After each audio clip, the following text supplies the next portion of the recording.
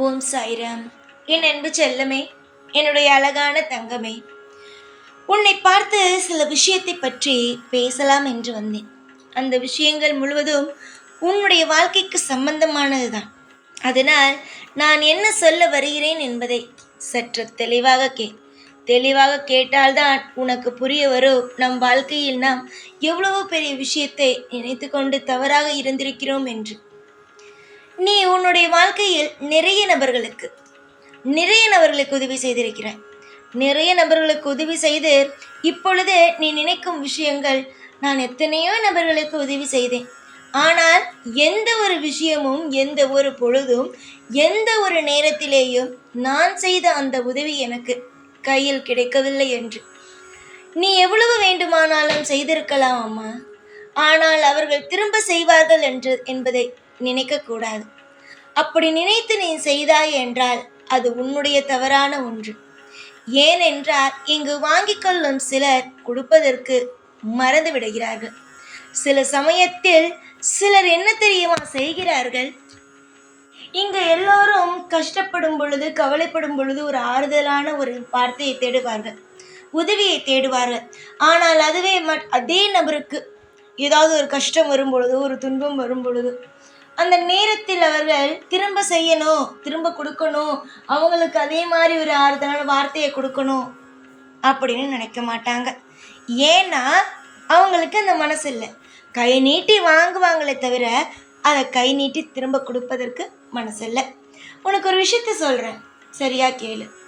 இதிலிருந்து உனக்கு புரிய வரும் யார் உதவி செய்வா, யார் உதவி செய்ய மாட்டான்னு. ஒரு அம்மாவும் ஒரு பையனும் ரோட்டில் நடந்து போயிட்டு இருந்தாங்க.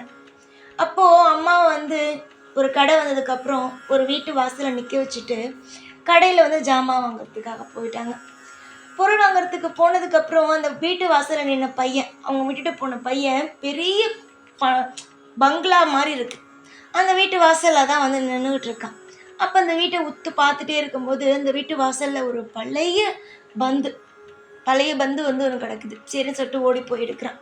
அதை அந்த பங்களாவோட ஓனர் பார்த்துட்டு புடுங்கிட்டு, நான் இருக்கும்போதே நீ என்னுடைய வீட்டிலேருந்து திருடுறியே, நான் இல்லாதப்ப நீ என்னென்னலாம் செய்வேன் அப்படின்னு திட்டிட்டு அந்த பந்தை பிடுங்கிட்டு போயிடுறாரு. அந்த பையனுக்கு ரொம்ப மன உளைச்சல். என்னடா இது உபயோகம் இல்லாமல் கடந்தது தானே நம்ம போய் எடுத்தோம், இதனால இவங்க ஏன் இப்படி பேசுகிறாங்க அப்படின்ட்டு ரொம்ப மனசு உடஞ்சி போய் சோகமாக வந்துட்டு இருந்தான். அப்போ அவங்க அம்மா கேட்டாங்க, என்னப்பாச்சு, ஏன் திடீர்னு உன் முகத்தில் இவ்வளோ ஒரு வாட்டமாக இருக்குது அப்படின்னு கேட்கும்போது அந்த பையன் சொன்னால் இந்த கதையை சொல்லும் பொழுது, அப்போ அந்த பையன்ட்டு அவங்க அம்மா சொன்னது, இதுக்கு தான் நான் அவங்ககிட்ட சொல்லுவேன், யார்கிட்டையும் எப்போதும் உதவின்னு போய் நிற்கக்கூடாது. ஒரு விஷயம் வேணும்னு போய் நிற்கக்கூடாது. வேணும்னு போய் நின்னாதான் அவங்களுக்கு தேவையே இருக்காத ஒரு பொருள், அது வரைக்கும் அந்த பொருளை அவங்க உபயோகப்படுத்திருக்க மாட்டாங்க. நான் போய் கேட்கும்போது தான் அந்த பொருள் எனக்கு உபயோகமானது அப்படின்னு சொல்லுவாங்க. அதனால உதவின்னு ஒன்று போய் கேட்டு அவமானப்படுறதுக்கோ, மன உளைச்சல் படுறதுக்கோ, எதிர்பார்த்த விஷயம் நடக்காத பத்துக்கோ, உதவின்னு யார்ட்டையும் கேட்காம நம்ம பாட்டுக்கு இருக்கலாம். நம்மளால முடிஞ்சா மற்றவங்களுக்கு உதவி செய்வோம். அடுத்தவங்க வாங்கினவங்க நமக்கு உதவி செய்யணும் அப்படின்னு எதிர்பார்க்க வேண்டாம் அப்படின்னு அந்த அம்மா சொன்னாங்க. இதுல என்ன புரியுது, வாங்கிக்குவாங்க, ஆனா ஒரு ஆபத்து, ஒரு அவசரம் அப்படின்னா கொடுக்க மாட்டாங்க. அப்போதான் அவங்க வீட்டில் கஷ்டமே இருக்காது, ஆனால் கஷ்டம் இருக்குன்னு ஒரு பொய்யான ஒரு விஷயத்தை போடுவாங்க. புரியுதா?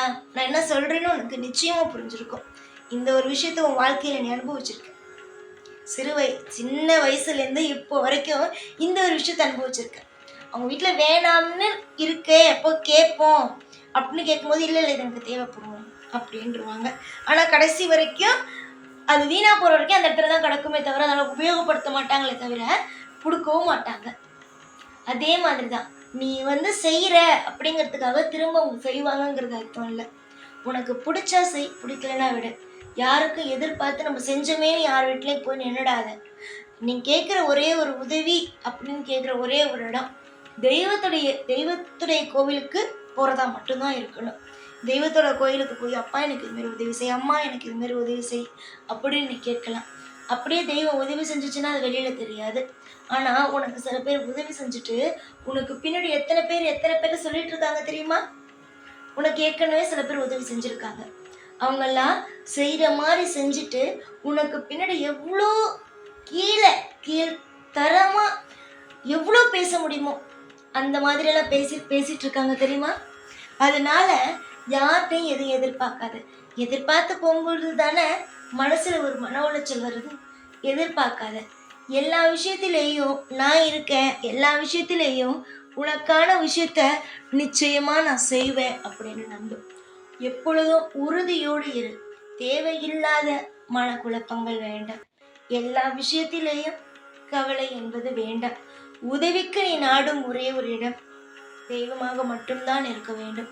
நாம் செய்தோம், அதற்காக போய் ஒருவனிடம் போய் கேட்போம் என்று போய் கேட்டார், அது நிச்சயமாகவே மன உளைச்சலை மட்டுமே தரும். காலம் முழுக்க உனக்கென்று நான் இருப்பேன். ஒவ்வொரு விஷயத்தையும் செய்து கொடுத்து உன்னுடைய கர்ம வினையை போக்க நான் இருப்பேன். அதனால் கவலை என்ற ஒன்று எப்பொழுதும் எந்த ஒரு நேரத்திலேயும் வேண்டாம். எதிர்கொள்ள நிறைய விஷயங்கள் இருக்கிறது. மற்றவரை நம்பி நம்பி நம்பி ஏமாந்து போவதை விட மற்றவனை நம்பாமல் இருப்பதே மிக மிக சிறந்த ஒன்று.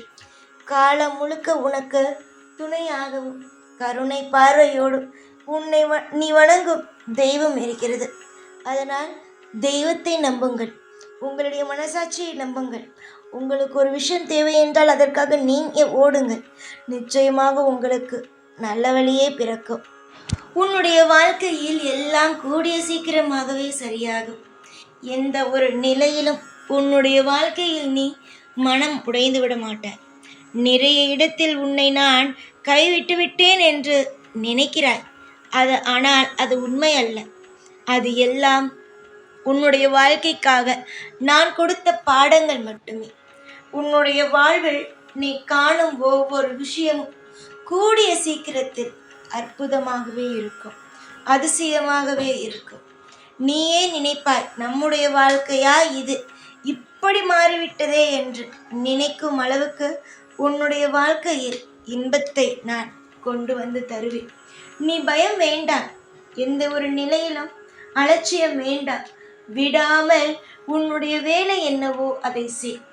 மற்றவரிடம் உதவி என்று மட்டும் என்றும் போய் நின்று விடாதே. அது உன்னுடைய இரத்த உறவாக இருக்கலாம், இல்லை உனக்கு நன்றாக தெரிந்த நண்பர்களாக இருக்கலாம். யாராக இருந்தாலும் சரி, எப்பொழுதும் எந்த ஒரு நாளும் யாரிடமும் போய் உதவி என்று ஒன்று மட்டும் எப்பொழுதும் கேட்டு விடாதே. அப்படி கேட்டால் அவர்கள் உன்னை வைக்கும் இடமே வேறு. புரிந்து நடந்து கொள், தெரிந்து நடந்து கொள். காலம் முழுக்க உனக்கு இந்த கடவுள் உனக்கு இருப்பேன், உனக்காக ஒவ்வொரு விஷயத்தையும் செய்து கொடுத்து கொண்டு உன்னை வாழ வைத்து கொண்டு எல்லா நிமிஷத்திலேயும் உனக்கு துணையாக இருப்பேன் என்று நம்பு. உன்னுடைய நம்பிக்கையே உன்னுடைய வாழ்க்கை. எல்லாமே உனக்கு சாதகமாகவே நடக்கும். நீ தேடும் ஒவ்வொன்றையும் உன்னுடைய வாழ்க்கையில் கொண்டு வந்து சேர்ப்பனே தவிர ஒரு விஷயத்தை கூட உன்னுடைய வாழ்க்கையில் நான் தவறாகவே செய்ய மாட்டேன். எதிர்பார்த்த காலங்களோ கூடிய சீக்கிரம் உன்னுடைய கையில் வந்து சேரும். எதிர்பார்த்த ஒவ்வொன்றும் உனக்கு நடந்திட, உன்னுடைய வாழ்க்கைகள் செலுத்திட எல்லாம் நல்லதே. எப்பொழுதும் உன் கூடவே இருந்து உன்னை காப்பாற்றுவேன். இந்த சாய்நான். ஓம் சாய்ராம்.